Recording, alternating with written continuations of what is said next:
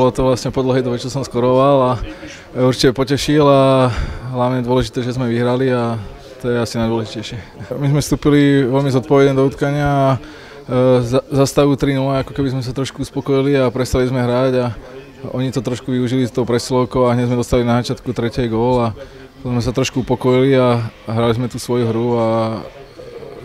vlastne som rád, že to tam padlo a že sme vlastne o 2 góly, že to nebolo to také dramatické. Je to aj dobrý test pre nás ku koncu sezóny a blížiaci sa play-off, že tie ťažké zápasy sú a máme dobrú kabínu a vieme to otočiť